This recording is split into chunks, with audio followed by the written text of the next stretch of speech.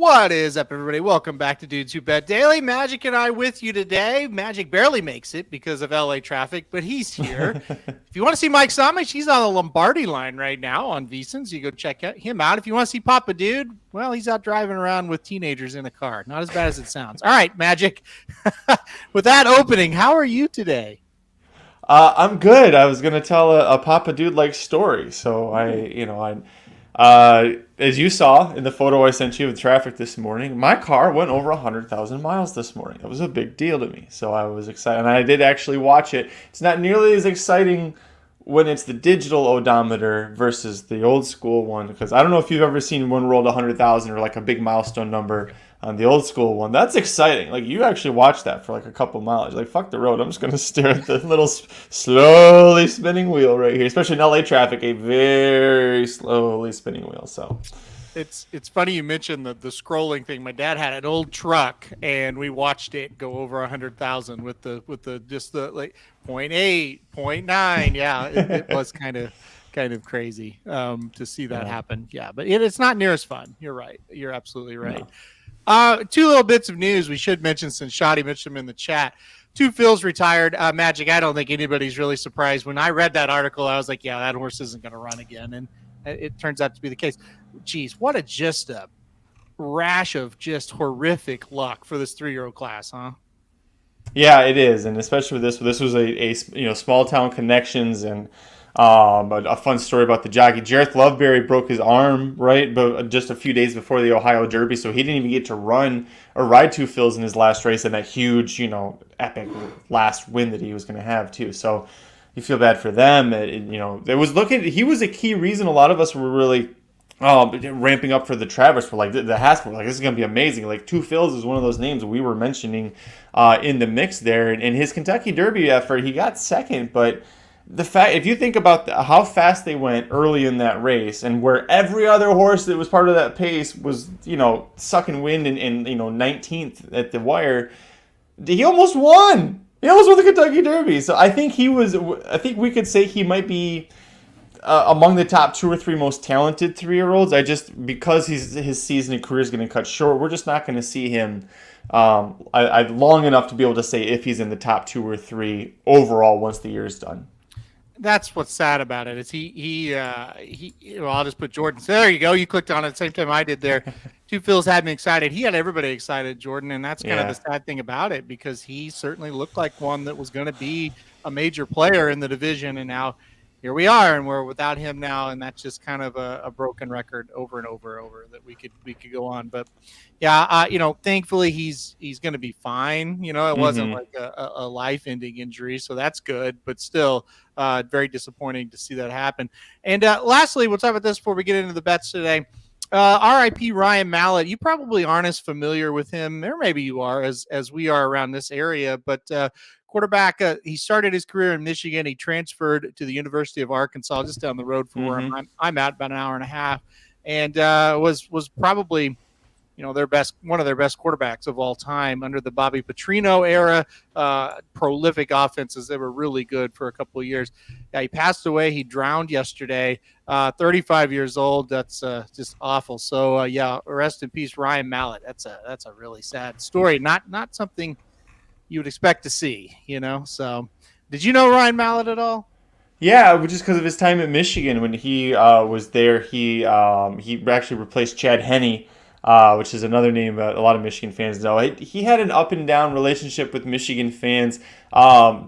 He was there, and then they hired Rich Rodriguez to be the new coach of the Wolverines. And when that happened, Mallett left. I think it left some bad taste in some fans' mouths. I was never a huge Michigan football fan, so I knew who he was based off of that. And I knew he was a Patriots quarterback too. So yeah, Patriots quarterback as well. Never quite materialized in the NFL, but a great college quarterback. And I believe I thought I read in the article he was actually coaching somewhere for high school. So yeah, bad story there, but it's too bad for sure. All right, let's move on here. Let's get in. We got 3 games to talk about. Then we'll do the race of the day, which Magic is super excited about, and then we'll do best bets. All right, Reds Orioles is where I'll start. The series is tied 1 game apiece. By the way, Abbott last night, another fantastic game. This guy is so good, man. And he started for the Reds when they really needed a good pitching performance. He did it. The Reds win. Today, the Orioles are minus 170 pitching matchup. Not quite as favorable for the Reds. We got Weaver up on the mound for the Reds versus Gibson. I passed this game, Magic. I looked back and forth on this one for a while, trying to think of different ways to play it. Almost took the over into the day. Not enough plus money for the Reds, and then I don't want to lay minus 170 hardly ever. What did you think about the Reds-Orioles? And Magic leaves right when I ask him about the Reds-Orioles. I guess he didn't want to talk about the Reds and the Orioles, so that'll be interesting. Sorry about that. What did you about the Reds Orioles? Gone. That's what I think about it. It's a good show today. Give me the over. Over 9.5 on this one is what I would do with this one. A big reason for that is Luke Weaver being on the mound for the Reds. The last 4 starts for Luke Weaver, the over has gone over the total. Or it has cash for the over. So I would go with the Reds over 9.5 against the Orioles if you wanted to play a side. Not a strong opinion. All right, so we did get your opinion on it, though, and that's all that matters. Good job, Magic. You're back. All right, let's go back here. Let's get out of the next one. Giants and the Blue Jays. This is one I actually played here. Giants won last night, 3-0, a shutout win. The Blue Jays are minus 120 today, total 8.5. Webb on the mound for the Giants versus undecided at last I saw for the Toronto Blue Jays, which is 2 seconds ago. So I don't know who they're going to pitch. I'm taking the Giants regardless. The Giants at plus money, I think, going to be pretty darn good bet here. They were plus 104 last I saw. They may be about plus 100 now. This line's going to move when that pitcher is finally decided. So I'm going to go Giants here. Magic, where are you heading here? Yeah, I'll go with the Giants as well. Last 4 road starts when Webb's been on the mound for the Giants. The Giants are 4-0. I think we go 5-0 after tonight. Yeah, I'm with you. I have no idea. I was just refreshing right now trying to figure out who's pitching for Toronto, but it doesn't matter. It'll be a loser. That's who's going to pitch for Toronto. Yeah, I don't see that. I was doing the same thing as you were talking. It's like, yeah, maybe they've announced that. Haven't seen it, so I don't know for the Blue Jays. Last night the Giants had a bullpen game, and everybody was kind of on the Blue Jays, and the Giants, like I said, were able to shut them out. So, sometimes these undecided ones, and it becomes a bullpen game, and then it's like, wow, they were able to hold them. So we'll see if they can do it. Hopefully not, since we're both on the Giants. All right, last one before we get to the race of the day. The Rays and the Diamondbacks, I thought this was the best series that had started of the new set of series that had started on Tuesday. Listen, Diamondbacks get a big win last night at minus 125. Today they're the underdog. The Rays are now minus 155, total 9.5. They're the underdog. I'm talking about the Diamondbacks because Davies is on the mound. He has been bad in the last 3 outings. Magic, where are you going here? I'm going to go Diamondbacks. I am going to try to play that plus money. Hopefully Davies starts well. Where are you going? Give me the over on this one. Light them up. This is going to be an offensive explosion. Game 1, 8-4 victory for Arizona over Tampa. I think you could see a reverse of that. I think you could see it go 8-4 Tampa over Arizona. Davies being on the mound. I don't think he lasts more than 3 innings, honestly. I should say he doesn't last longer than 9 outs. How about that? Well, thanks for the confidence in my pick of the Diamondbacks. The way I looked at it, Eflin is kind of up and down. So if Davies can somehow get 4 or 5 innings out of himself and keep him in the game, I think the Diamondbacks are going to win. But the 4 or 5 innings are the key, right? He's got to come through today. Sometimes when a guy goes through slumps and they're just horrible, they will bust out of it and have a good game. I also think since they have been he has been really just awful, they probably have a short leash on him today. If he goes out there and looks like he's going to blow up, they'll take him out. So we'll see. I'll take the plus money. I'll take the chances here with the Diamondbacks. All right, Magic, it's time. It is time. You said you wanted to do it. You texted me this morning and said you wanted to do Finger Lakes for the race of the day. So here we go. We're going to go Wednesday, June 28th. That's right. Finger Lakes, race 7 on the card here. An allowance going 1 mile and 70 yards. Boy, Charles said it. I'll bring up his comment real quick. So many cancellations today. This is just where we got to go. So we're going to go Finger Lakes. I'm going to go number 4, Bingo John on top, Magic. I think he's going to be tough here. I think 2, 3, 4. It's going to come down to one of those 3. Give me the bigger price there with the number 4, Bingo John. 4-1 on the morning line. Magic, where are you going? You do your best Tony Callow impression. And there they go. You just did it. I don't have to. Give me the favorite 2-1 on the 2 allure of money here. Nothing too sexy about it, but the price. But yeah, trainer jockey combo that's winning 36% in the last year, 73% in the money. It can be second off the layoff. Had a really bad effort, off the 230-day break. I think now second time out. As a 3-year-old, second time off of that huge long break. This horse should be great. Second, lost the career debut and then won the next 2 career starts by almost 21 lengths combined. So pretty good. That includes a 6 furlong stakes. It includes a mount 40-yard route, which is what we're doing today. So I'll take the 2. I think he's lone speed, and I think being second off the layoff will be a good setup for him. Yeah, I thought that, like I said, 2, 3, 4 is all what you need to use here, so I can't argue that at all. I think that makes a ton of sense. I think, listen, Finger Lakes, it's kind of like chalk bomb is what I like to call it. Like, you're going to get some short prices, and then you get that 40-1, and it's like, where did that come from? So, yeah, beware. But I definitely think one of those 3 that we talked about are going to win. All right. Your game's going to start in 5 minutes, so let's do first here. Yeah. Magic's best bet. Go for it. Twins Braves over 5.5 runs for the first 5. You've got 2 pitchers in the starting in this game that are not that great. The bullpens are actually pretty good for both teams, which is why I went first 5 instead of the full 9, because I think the total is like 10.5. It's playable if you really wanted to, but I really like the first 5 action a lot better here. Really, this is a matter of you've got Allard, who's got 5.41 ERA in 125 innings in the past. He's coming out of a AAA start. He was in the AAA most of last year. Meanwhile, you've got a Twins pitcher that's got a 6.86 ERA, 1-4 on the season. They're not good pitchers. There's going to be a lot of offense early in this game. So that's why I went first 5, over 5.5 total runs.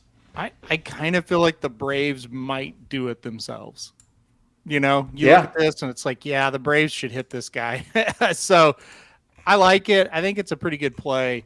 A lot of times you're doing unders. Now you're doing an over today. So that'll be interesting to see how that goes. But I can't argue with you. I think that's a good one. All right, let's go Somich now. He's not here, like I said, but he did send in a pick, of course. Astros plus 108 for Somich today is his best bet. I totally agree. I have the Astros played as well. Didn't get that good of a price. I think mine was like plus 103 or 104 when I put it in this morning. But Javier on the mound for the Astros against Mikolas for the Cardinals. Listen, Mikolas just hasn't been that good. Javier has been pretty darn good for the Astros. Plus money on the Astros. Look, I played the Astros last night. They lost against St. Louis. I'll go back with them again tonight. Somich will as well. Matt, you got any thoughts on this one? The St. Louis Cardinals, against them, or at least as far as the money stats go, they're one of the worst teams in the league overall right now. I'm actually trying to pull up where is the...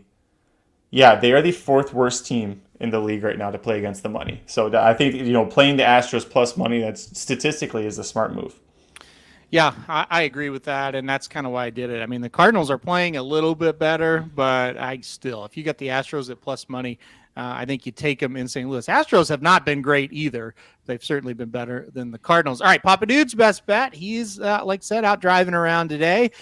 He's going to go the Cubs plus 110. I haven't played this one yet. I might add it. I might not. I'm kind of debating on it. Smiley on the mound for the Cubs. He's been very good this season. Nola on the mound for the Phillies. Boy, he pitched fantastic last time out against the Braves. But before that, he'd kind of been a little bit of hit and miss. Plus 110 on the Cubs. I think that's a good enough price to take him. Like I said, haven't pulled the trigger just yet. Magic, any thoughts on the Cubs and Phillies? I didn't play anything here that I wanted the total to be a little higher to try and take the under. Nola, last time he pitched against Chicago, it was at Philly, but it was a 12-3 win. He had just had a 2-run home run, so really kind of a fluke pitch there. And then 3 other hits, 10 Ks through 7 innings. So if you isolate how he's done against the Cubs and forget his overall stats, because he had a little bit of an up-and-down season so far, it says he should have a really strong pitching performance. That also makes me a little nervous for Papa Dude picking the Cubs. I know. I'm a little bit worried about this one as well. I was surprised he went here with the best bet. We'll see. I think it's kind of I don't know. If Nola pitches like he did last time, I think the Cubs are in some trouble. But he's kind of been hit and miss. Maybe he'll kind of have one of his rougher games today. So Cubs plus 110 for Papa Dude. I'm taking a minus number here. I'm taking a favorite. Don't do that very often. I'm going to go back to the Miami Marlins minus 110 tonight against the Boston Red Sox. Last night, the Marlins were a similar price and were able to get the job done in Boston very easily. God, they got like 19 hits. They won 10-1. And listen, I'm going to go right back to him today. Garrett on the mound for the Marlins. Not bad. He's kind of the run-of-the-mill type pitcher. But Caleb Ort going to be on the mound for the Red Sox, which basically says we've got a bullpen game for the Red Sox tonight. Ort's not going to go too long. We know that. I've kind of liked playing bullpen games here and there for certain teams. I don't really like the setup for the Red Sox, though. I don't think their bullpen's going to be strong enough to get enough outs to get the job done. And also, I like to take advantage of like the Giants last night. They were a plus money price. It's like, okay, I'll take advantage of that. They're a pretty good team with a strong pen. I don't see that from the Red Sox. So I think the Marlins get it done as I talk around it here. Minus 110 on the Marlins. I'll take a shot with it. What do you think, Magic? I like this one. Braxton Garrett last game became the first left-hander in Marlins history to hit 13 Ks without walking a batter, and he did it in 7 innings with 2 runs, 1 earned on 3 hits. Pretty damn awesome game to be coming down from. And now you got to face a bullpen lineup for the Red Sox. Yeah, I like this bet, Aaron. All right, well, that's good. They're underway in Atlanta, by the way, Magic. It's 0-0. Uh-oh, they need to get going. Come on, boys. One of the things that's nice about playing the first 5 versus if you're playing overs, first you like the first 5 because you have full 5 for one team and full 5 for another team. If you're playing the over and it's full 9 and the home team is up, you're losing like one whole rotation of batters. So it's one thing that I've picked up on that I like betting too. No, that's a good point. That's a really good point. You're getting those three more outs, and that could be the difference a lot of times. Still nothing. Uh-oh. First pitch happened right now. All right, still nothing. All right, here we go. Best bets of the day. We'll get you out of here. Twins, Braves, over 5.5. First 5 innings, I should say, for Magic today. Still nothing. Magic. Astros for Somich plus 108. He'll try to get the Astros home after a loss yesterday. I'm going to go with the Marlins minus 110. We'll see if they can win 2 in a row in Boston. And Papa Dude going to try to play the Cubs at plus 110, trying to bounce back today in Philadelphia. All right, that'll do it for the day's daily show. No NHL draft bets? Somich would be very disappointed we didn't spend 15 minutes talking about the NHL draft. Well, I don't know enough about it past who's going to go number 1. That's the problem, right? Like, Connor Bedard's going number 1. After that, I don't really know. Adam Fantilli is going to go number 2. Leo Carlson is going to go number 3. There's your order. That's good to know. I'm excited because my Blues have 3 first-round draft picks. So I want to see, are we going to take all 3? Are we going to trade one to get a player? What are we going to do? So Red Wings are in talks apparently to trade. We have 2 first-round picks and we'll trade the lower number of the 2 to Ottawa to get Alex DeBrincat. Okay, that would be a pretty good trade, I think. I mean, some other pieces as well, but they're like a serviceable winger, like bottom line winger, and maybe another pick. But yeah, anyways, there you go. There's your NHL draft talk, Somich. We covered it for you. There you go. Yeah, the Blues actually acquired Kevin Hayes yesterday for a 6th-round pick. I didn't think that was bad for a 6th-round pick. So, I'm excited for tonight to see what the Blues do. But overall, I don't have enough knowledge to. That's a really good. Didn't he score like 50 points last year? He had 18 goals. Yeah, he was about a 50-point guy for a 6th-round pick. I thought that made sense. Also, Philadelphia keeping half of his contract. So I don't know. This guy must have some serious. What happened? I don't know. Must be some serious baggage. Did they need to just like move cap space? Is that what that was? It could be what it was. I was kind of looking at the rumor mill before they made the trade, and they were saying they're probably going to have to give up a 2nd-round pick for him. And I thought, well, okay. Then I saw that it's a 6th-round pick. So, I'm pretty excited, and maybe we can make a couple more moves and be decent next year. That's kind of the goal. So we'll see. But we'll talk about it all tomorrow. How about that? There we go. I like that. When he's on here, he'll love talking about it. Yeah. And no, Somich is not on a permanent vacation. He'll be back tomorrow, hopefully, unless something comes up.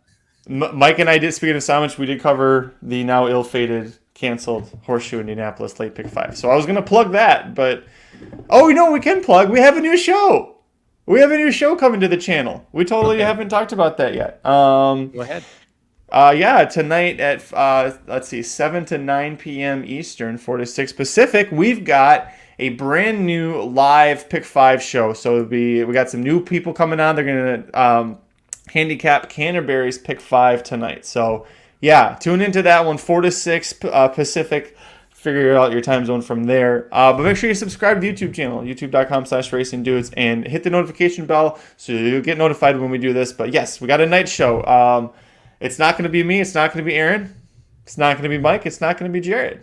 Who's it going to be? Tune in to find out. It'll be a fun one. So we're looking forward to it. We're genuinely excited. And I was talking to a couple of them last night about it, and they said, listen, I'll be honest, your first show is going to be fucking terrible.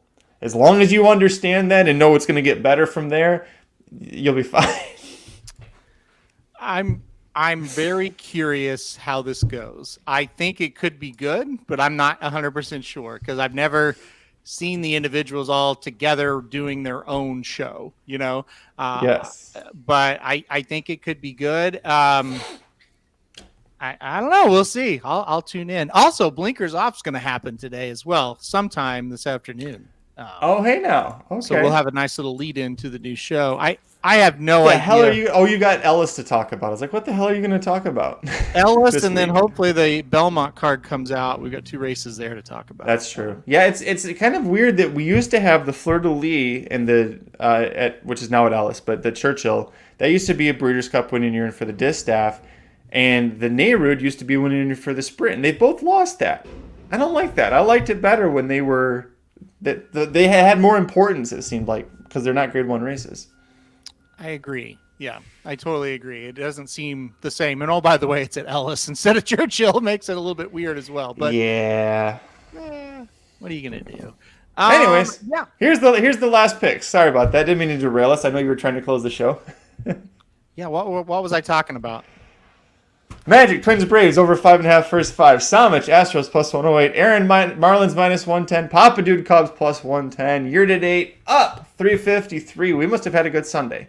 Must have been a good Sunday. Good Sunday. We're up $353. Thanks, Magic. All right, that's it. We'll be back tomorrow. You can see us all day today at some points. People will be on the channel doing something. Who knows what. And if you want to go listen to Magic and Mike's Pick 5 from Indiana Grand today, go do that as well. So, all right, you get really bored. Yeah. There you go. Yeah. We'll talk to you tomorrow.